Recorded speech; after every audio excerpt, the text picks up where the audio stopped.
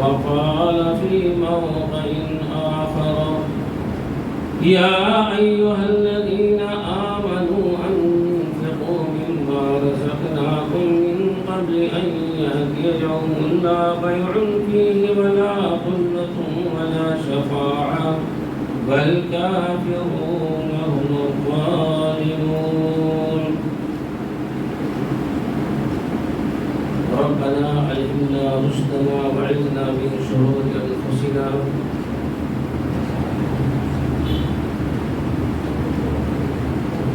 برادر الاسلام حاضرین جمعہ معزز سامعین، خطبہ مسنونہ کے بعد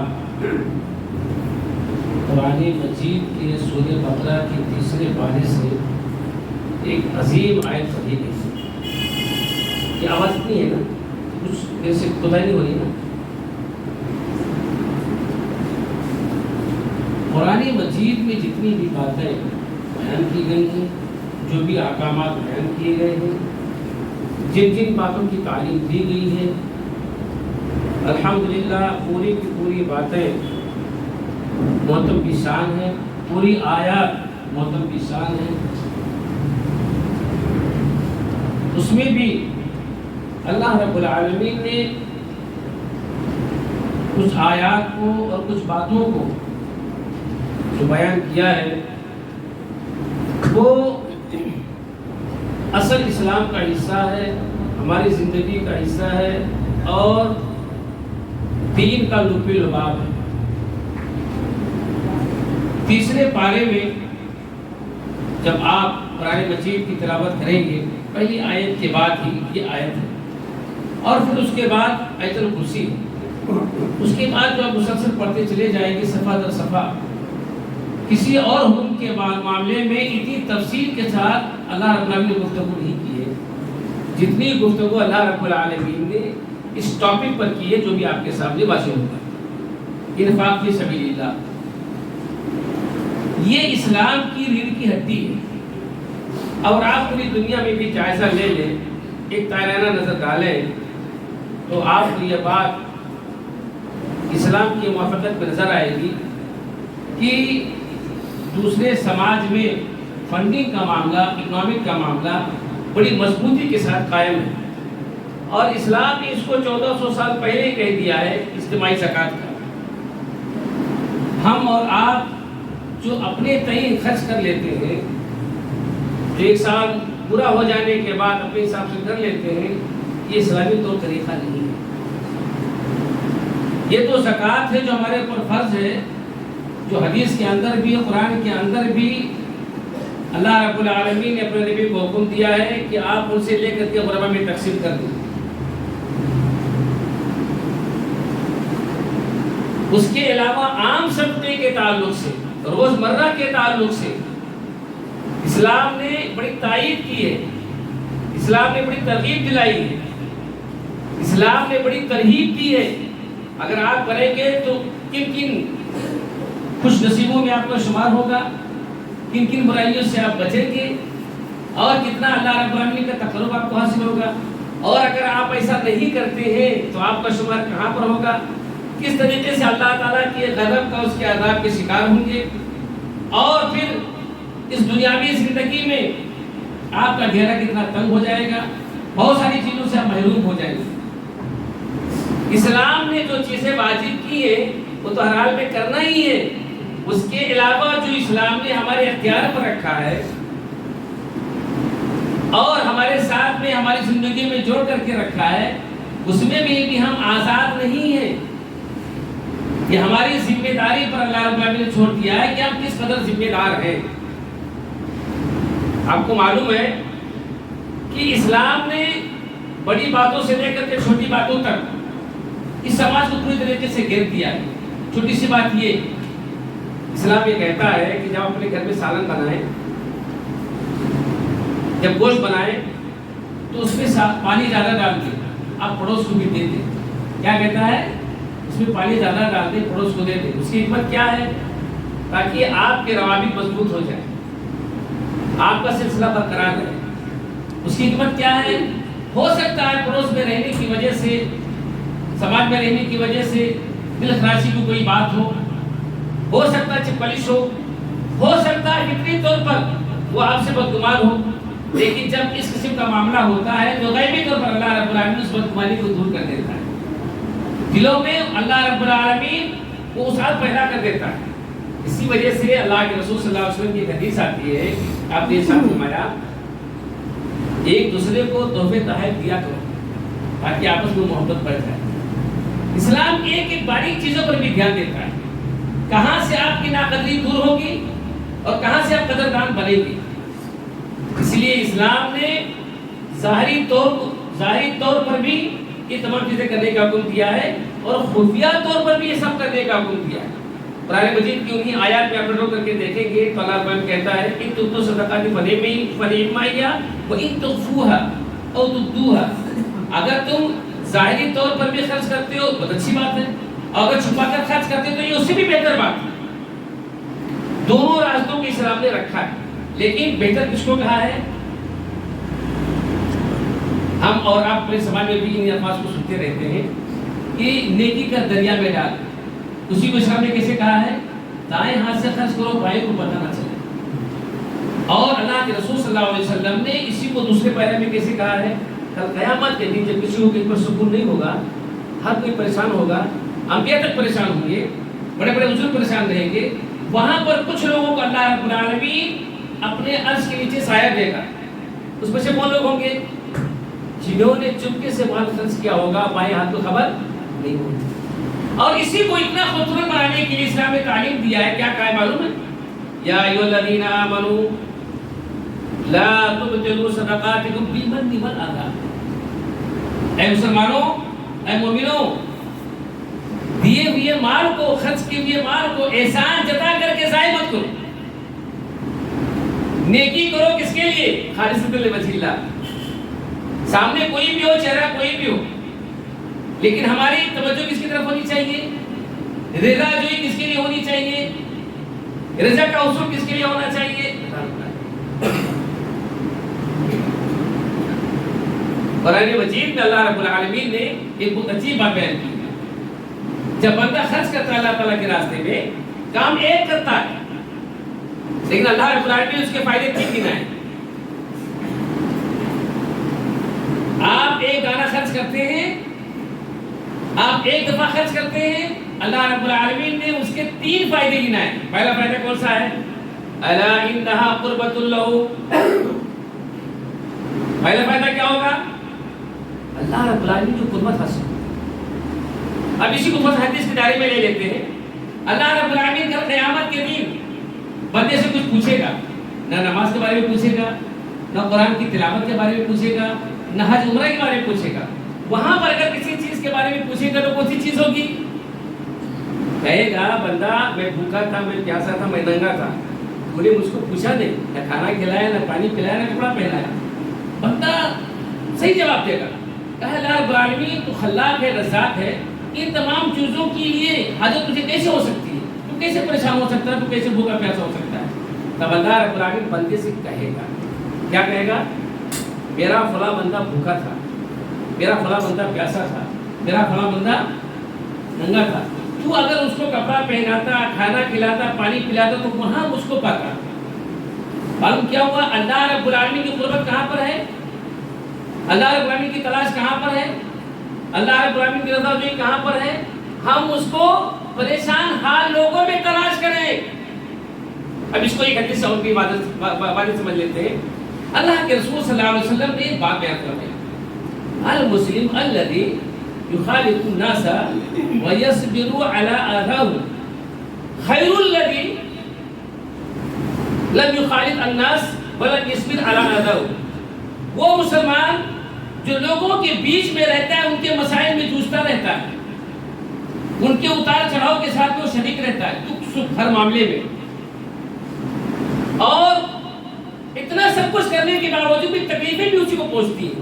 دنیا آدمی کہتا نہیں ہے، کون جاتا ہے کوئی دلالی میں ہاتھ کالا کرنے؟ غلط ہے، اسلام نے تعلیم نہیں دی ہے۔ اور اوپر سے چار اس کا اتنا فائدہ بھی کر کے دیا، اس کی تکلیف بھی دور ہو گئی، کتنا دوڑ گھومتا میرے کوئی سنا رہا ہے۔ اسلام اس کی بھی وضاحت کرتا ہے، ایسا نہ کریں، ایسی باتیں نکل کر کے آتی ہیں یہ بات اللہ کے رسول صلی اللہ علیہ وسلم نے کہی، یہ فطرت کا تقاضا ہے۔ آپ کسی کے ساتھ جڑیں گے، کسی کے ساتھ جڑیں گے تو بات نکل کر کے آئے گی۔ جو جائے گا نہیں تو کرے گا نہیں تو معاملات اس کے ساتھ میں کیسے پیش آئیں گے؟ یہ ضروری نہیں ہے کہ آپ جو کچھ کر رہے ہیں دنیا میں نتیجے کے طور پر، رد عمل کے طور پر آپ کے اس میں بھلائی ہی آئے۔ ہم جو کر رہے ہیں کس کے لیے کر رہے ہیں؟ اللہ رب العالمین کے لیے، اللہ کی رضا کے لیے، اور یہ کرنا لازم ہے۔ ہم احسان نہیں کر رہے۔ ہمارے بھائی یہ ذہن سے پرچ کے نکال دیں، اگر کوئی اس نیت کے ساتھ کرتا ہوگا بھی کوئی میرے دستے نگر ہو جائے، کوئی میرے کنٹرول میں رہے، اس سے بہتر ہے کہ وہ خرچ نہ کرے۔ اسی بارے میں اسی سورہ میں اللہ رب العالمین نے بات کہی ہے، قول معروف خیر من صدقۃ یتبعها اذى اللہ غنی حلیم۔ بھلی بات کہہ دینا یہ زیادہ بہتر ہے، کسی سے اچھے پیغام میں گفتگو کرو، باقی اس کے ساتھ کو مسخط مت کرو، جب بھی ملے دعا سلام کرو، اس کی خیر خیریت ہی پوچھ لیا کرو، یہ زیادہ بہتر ہے اس کے مقابلے میں کہ تم خرچ کر کے اس کو اذیت پہنچاتے ہو، چار آدمی میں تم کی عزت کو نیلام کرتے ہو، کوئی بات آ جائے تمہاری بات اگر نہ سنے تو تم اس کو ننگا کر دیتے ہو۔ اسلام کہتا ہے اسے بہتر کرتے ہو، اس کی عزت و ناموس کی حفاظت زیادہ بہتر ہے اس کی ضرورت کی برابری میں۔ اللہ رب العالمین کے نزدیک ایک مومن کی عزت خالق کعبہ سے زیادہ بڑھتی ہے۔ بھلے آپ کو کتنی تکلیف پہنچ جائے، آپ کیے ہوئے کاموں کو جتنا نہیں سکتے۔ اسلام نے اس کو کس سے تعبیر کیا معلوم ہے؟ قابل سے تعبیر کیا ہے۔ پوری آیت پڑھ کر کے دیکھیں، یا ایھا الذین آمنوا لا تبطلوا صدقاتکم بالمن والأذى كالذی ينفق مالہ رئاء الناس ولا يؤمن باللہ والیوم الآخر فمثلہ کمثل صفوان علیہ تراب فأصابہ وابل فتركه صلدا لا يقدرون على شيء مما كسبوا والله لا يهدي القوم الظالمين۔ جو لوگ ایسا رویہ اختیار کرتے ہیں، خرچ کرنے کے بعد جتاتے ہیں، خرچ کرنے کے بعد محرومیت کا ایک جذبہ رکھتے ہیں، جب چاہوں گا تم استعمال کر لوں گا، وہ کہاں جائے گا، وہ تو میرے اندر میں ہے، میں نے کیا کیا اس کے لیے کیا ہے، کیا مجال ہے اس کی میرے آگے جائے گا۔ یہ اگر ذہن میں باتیں ہیں تو ہمارے بھائی اس کو پرس کے نکال دو، یہ کفرانہ شعار ہے، یہ اسلام کا نہیں ہے۔ اس کی مثال کیسی دی ہے قرآن نے؟ ایسا خرچ کرنا اور پھر جذبہ رکھنا، اسلام یہ کہتا ہے، اس کی مثال ایسی ہے جیسے کسی چٹیل میدان پر پتھر پر مٹی رکھی ہوئی ہو اور اس پر زوردار بارش آ جائے، تو کسی پتھر پر رکھی ہوئی مٹی زوردار بارش میں بچ سکتی ہے؟ پوری کی پوری بہ جائے گی، کچھ بھی نہیں باقی بچے گا۔ علیہ تراب فأصابہ وابل فترکہ صلدا لا يقدرون على شيء مما كسبوا، کچھ بھی باقی نہیں رہے گا۔ اور اللہ تعالیٰ کہتا ہے، اللہ تعالیٰ ظالم قوم کو ہدایت نہیں دیتا، کافر کو ہدایت نہیں دیتا ہے۔ اسلام نے اس رویے کو کافروں کے شعار سے تعبیر کیا ہے۔ مخاطب کس سے کیا؟ مومن سے، یا ایھا الذین آمنوا لا تبطلوا صدقاتکم، اور آخر میں کیا کہتا ہے؟ لا یہدی القوم الکافرین، کافر قوم کو ہدایت نہیں دیتا۔ معلوم یہ ہوا کہ ہمارا شعار نہیں ہے، ہمارا شعار یہ ہے کہ ہم نیکی کریں، بھلائی کریں، توجہ کہاں ہونی چاہیے، اور خرچ کرنے کو اللہ تعالیٰ کی ہدایت سمجھیں، اس کا شکر ادا کریں، جہاں تک ہو سکے خرچ کرتے رہیں۔ قرآن کیا کہتا ہے؟ کچھ ہمارے بھائی رہتے نہیں ہیں، میرے پاس بھی ہوتا تو میں کر لیتا، گھر میں کوئی ہے ہی نہیں تو میں بھی لے کر کے جاتا، یہ ساری چیزیں عذر لنگ ہیں، یہ شیطانی خیالات ہیں۔ ہر کسی کے پاس ہر اس چیز کو ساتھ ہوتی ہے جتنی وہ کسی چیز سے محبت رکھتا ہے، بڑی آسان ہو جاتی ہے۔ اب جس چیز سے لگاؤ رکھتے ہیں، جس چیز پر کرنے پر آپ آمادہ ہو جائے، اس سے آپ عقیدت رکھیں، اللہ رب العالمین راستے کھول دیتا ہے۔ یہ تو کہنے کی بات ہے، اس لیے قرآن کیا کہتا ہے؟ الذین ينفقون فی السراء والضراء، جو لوگ تنگی میں بھی خرچ کرتے ہیں اور خوشحالی میں بھی خرچ کرتے ہیں، جو لوگ بیمار ہیں وہ بھی خرچ کرتے ہیں، ڈاکٹروں سے تو بھی خرچ کرتے ہیں، حالات اچھے نہیں ہیں پھر بھی خرچ کرتے ہیں، بہت کچھ ہے پھر بھی خرچ کرتے ہیں۔ یہ شعار اسلام کا ہے۔ پھر کیا کہتا اللہ تعالیٰ؟ الکاظمین الغیظ والعافین عن الناس، الکاظمین الغیظ والعافین عن الناس، جو لوگ غصے کو پی جاتے ہیں اور لوگوں کو معاف کرتے ہیں، اللہ تعالیٰ ایسے لوگوں سے محبت کرتا ہے۔ کون سے لوگوں سے؟ جو تنگی میں بھی، پریشانی میں بھی، بیماری میں بھی خود بیمار ہے لیکن دوسروں کی طرف بڑی توجہ ہے۔ اس کی زندہ مثال اگر دیکھنا چاہیں تو وہ تو بہت ہی عبقری مثال ہے، بہت عبقری مثال ہے۔ غزوہ تبوک میں حضرت ابو جہل کہتے ہیں کہ میرے چچا زاد بھائی جنگ میں شریک تھے اور میں اس امید کے ساتھ مشکل سے میں پانی لے کر کے آیا کہ ہو سکتا ہے پریشان حال ہو، زخم کھلتا ہو تو میں کم سے کم پانی پلا دوں. تو پہنچے تو واقعی وہی حالت تھی، جاکنی کا عالم تھا، زخم سے بالکل چور چور تھے، بول بھی نہیں سکتے تھے، بس العطش العطش ایسی آواز آ رہی تھی.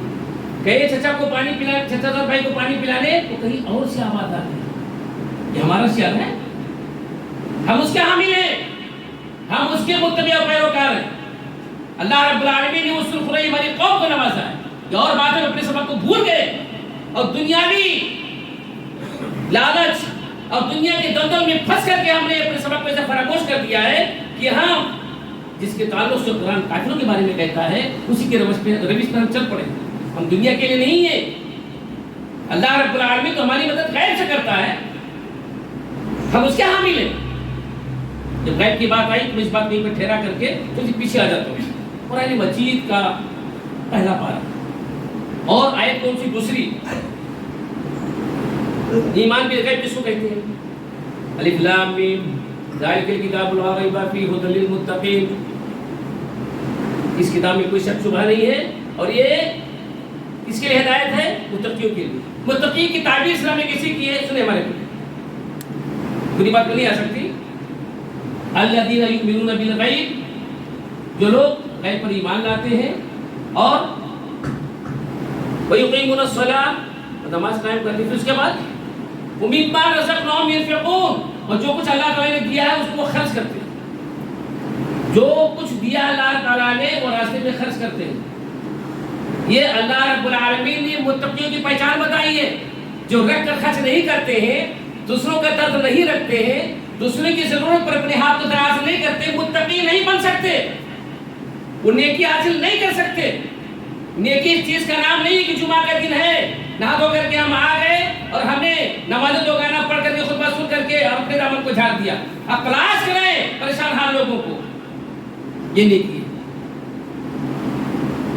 دوسرے پارے میں اللہ رب العالمین نے نیکی کی تفصیل پیش کر دی لمبی چوکی، اور ہمارے بھائی سن لیں اس میں جس چیز کی وضاحت کی ہے ایمان لانے کے بعد جو سب سے پہلا مرحلہ آتا ہے اسلام کا، اور اسلام جس چیز کی مضبوط ہوتا ہے جس سے یہ کنبہ آپس میں ایک دوسرے کے ساتھ میں متفق اور محبت کا پروردہ ہو جاتا ہے، اس کا سوچا کہاں ہے؟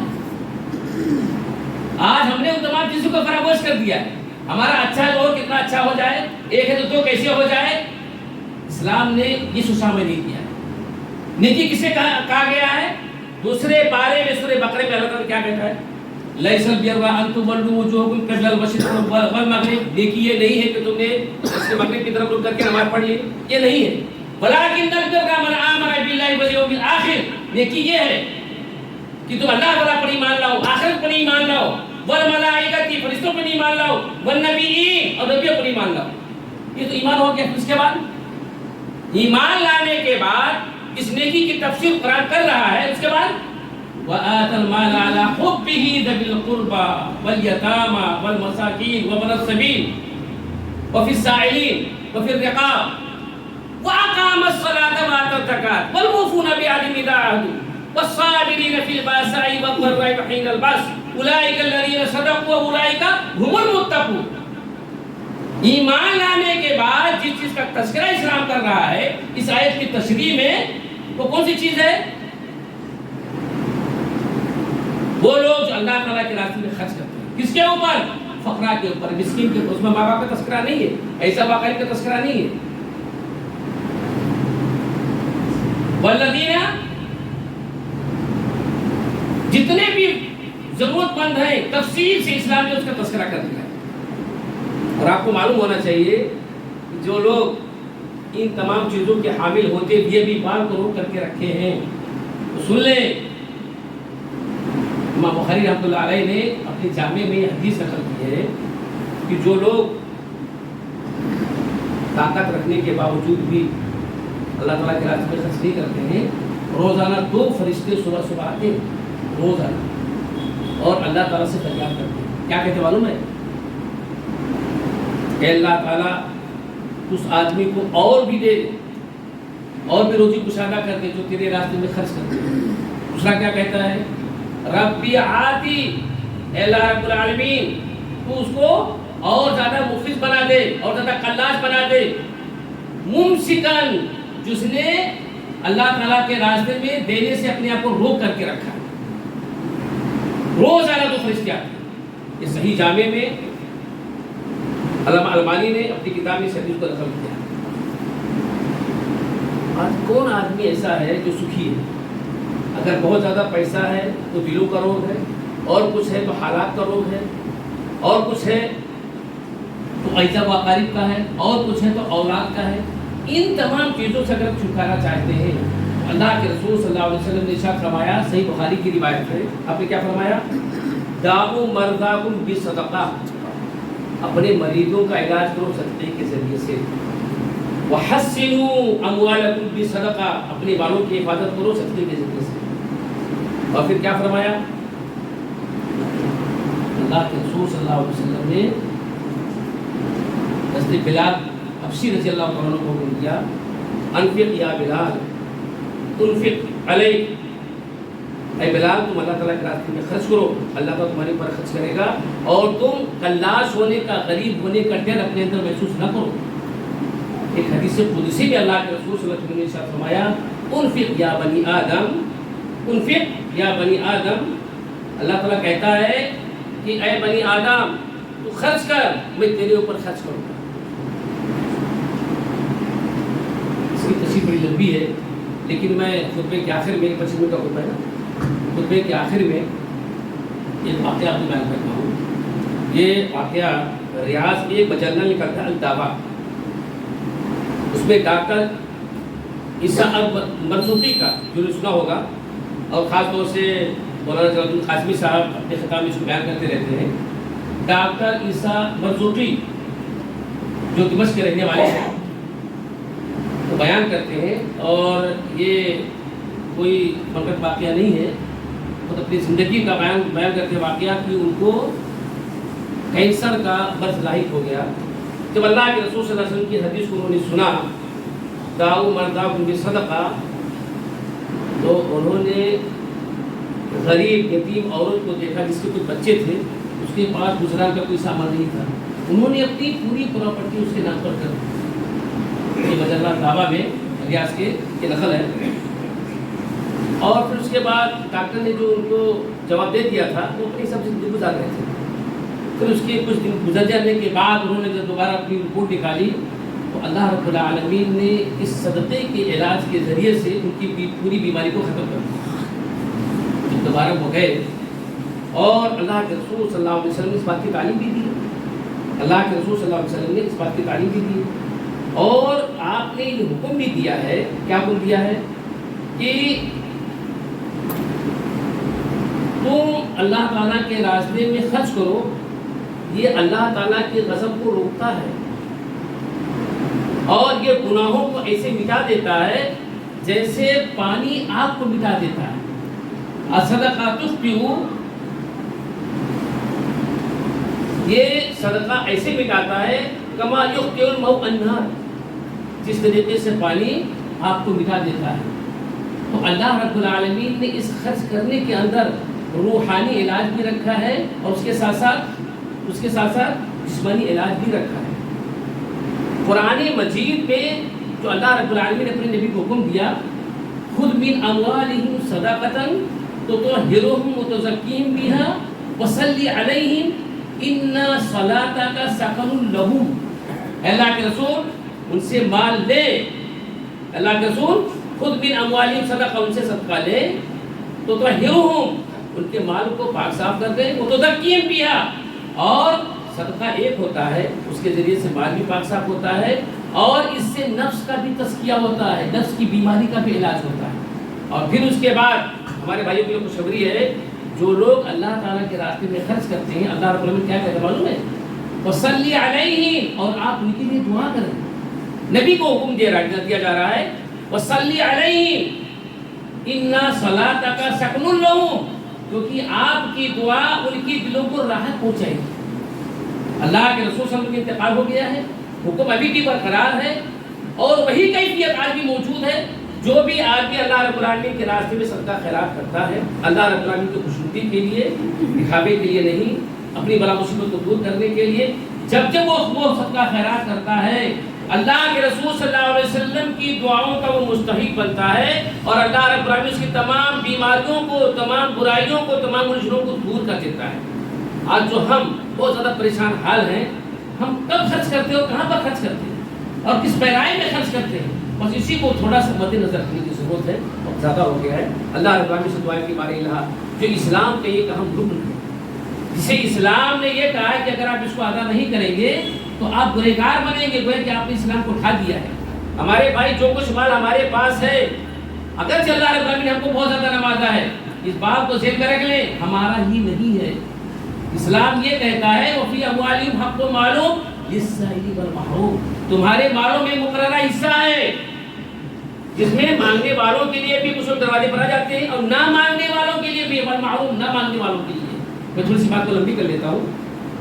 جب موت کا وقت آتا ہے تو ہر کسی کو یہ پریشانی جو ہے لاحق ہو جاتی ہے، اور ہر آدمی تمنا کرتا ہے کچھ نیکی کرنے کا، تو اس وقت جو خواہش پیدا ہوگی وہ کون سی آگ ہوگی؟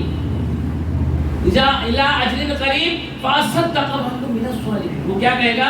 اس کو تھوڑی سی مہلت دے دو، میں صدقہ کر کے نیک لوگوں میں شامل ہو جاؤں۔ نماز کی تمنا نہیں کرے گا، قرآن کی تمنا نہیں کرے گا، اور مرنے کے بعد جب اللہ تعالیٰ کیا اٹھایا جائے گا تو آج ایسے بھی دوسرے کے سامنے بیٹھے ہوئے نہیں ہیں، کبھی کچھ ہو گئے دوسرے کے کام آ جائیں گے۔ کل قیامت کے دن بیٹا بیٹی بہت دور کی بات، گہرے دوست بھی جس کے بغیر کوئی رہ نہیں سکتا تھا وہ بھی کام نہیں آئے گا۔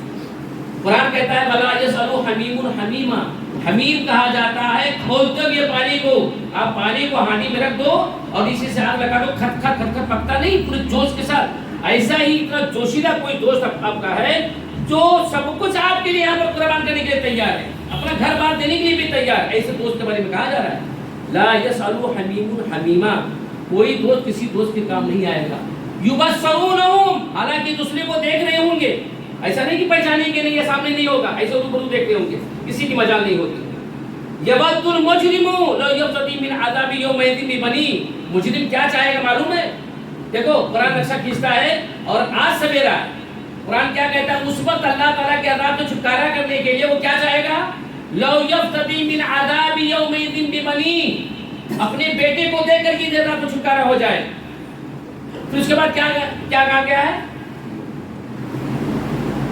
یومئذ ببنیہ وصاحبتہ واخیہ، بیوی کو دے کر کے اور بھائی کو بھی دے کر کے، اور پھر اس کے بعد کیا کہا؟ وفصیلتہ التی تؤویہ، پورے کنبے کو، پورے رشتہ دار کو دینا پڑتا تبھی پیچھے دیکھا لیکن چھٹکارا مل جائے۔ اور پھر اس کے بعد ومن فی الارض جمیعا ثم ينجیہ، یہاں تک کہ پوری کائنات کو وہ دینے کے لیے اپنے آپ میں آمادگی کے پیدا کرے گا کہ اللہ تعالیٰ اس سے چھٹکارا دے دے۔ کلا انھا لظیٰ، اللہ تعالیٰ کیا کہے گا؟ اب ہرگز نہیں ہو سکتا۔ کیوں؟ اس لیے کہ جو ابد کا وقت تھا بہت تھا، اس وقت ہم نے کیا کیا؟ نہ عاقبت اندیشی سے کام کیا۔ ہمارا بھائی ابھی بھی سویرا ہے، ابھی بھی ہم جاگیں، ابھی بھی ہم ہوش کے ناخن لیں کہ جو حالات پیدا ہو گئے ہیں ہم ایک دوسرے کے پرسانی حال نہیں ہیں۔ ایسا نہیں کہ لوگوں کے پاس نہیں ہے، یہ ہمدردی، یہ غمگساری، یہ بھائی چارہ، اور جس کے ذریعے سے اسلام مربوط ہوتا ہے، جس کے ذریعے سے اللہ رب العالمین مساوات کو پیدا کر دیتا ہے۔ اگر کسی کو دیا ہے تو اس کا اکیلے کا نہیں ہے، یہی تو امتحان اللہ رب العالمین کا کہ آپ کو دیا ہے اور آپ کتنا سراہتے لوگوں کو۔